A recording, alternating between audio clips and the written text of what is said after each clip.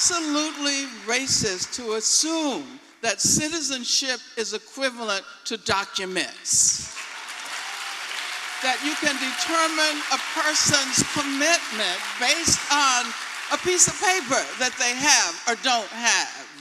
And especially now during this period, we all have to stand up in support of undocumented immigrants.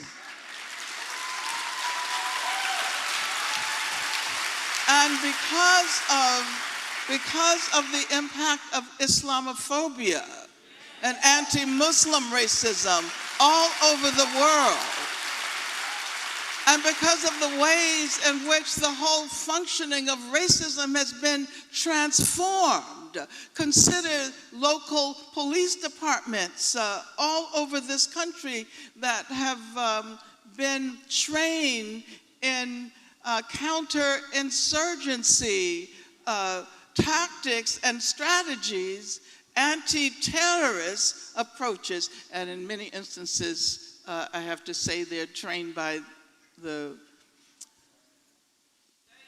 state of Israel and the Israeli army. And recognize that because of the fact that the U.S. is responsible for the continuation of the occupation of Israel, our struggle against racism here in the United States is contingent on our ability to support our Palestinian sisters and brothers. I mean, after all, Palestinian activists on the ground in Palestine were the very first to offer solidarity for those who were demonstrating at Ferguson. They were the very first. Okay, one other point. I know I'm, because I have to urge us to think about the way in which racism gets reproduced through sexism and misogyny, and vice versa.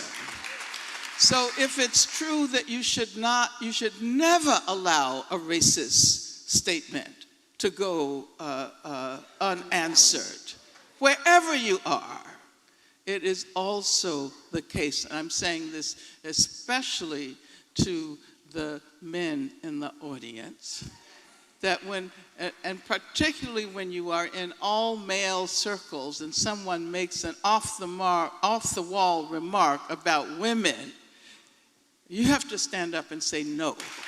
You have to say, no longer will this be permitted.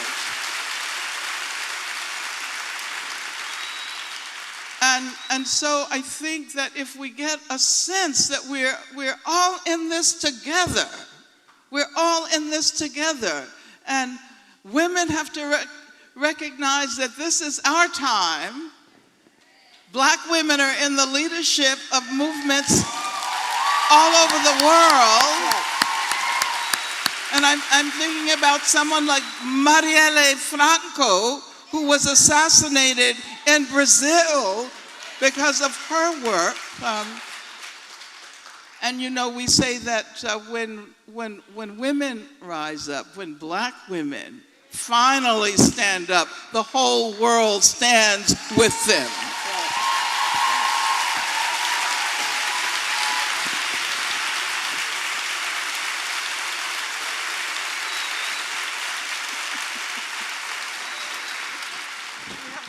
Okay, so I'm going to, if you have questions, start getting them ready in your head. We're not going to have much time, so you're going to have a limited time in the mic.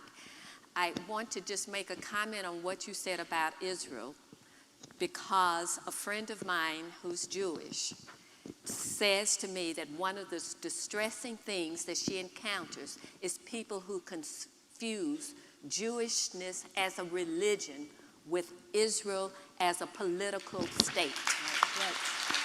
So I just wanted to make sure that you're talking about a political state. You're not generalizing to a religion.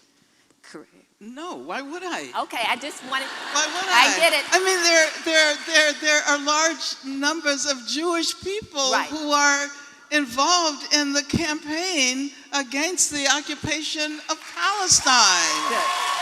You know, as a matter of fact, I mean, I work with an organization that is called Jewish Voice for Peace, and they're in the forefront of encouraging an understanding of the relationship between anti-Semitism, Islamophobia, anti-Latinx racism, etc. Good. I just wanted to make sure because But there are some people it's who. sad that we have to say that, Yes, isn't it? yes, it really It's very is. sad that It's we have to sad. say. And that shows you the way ideology functions. Right.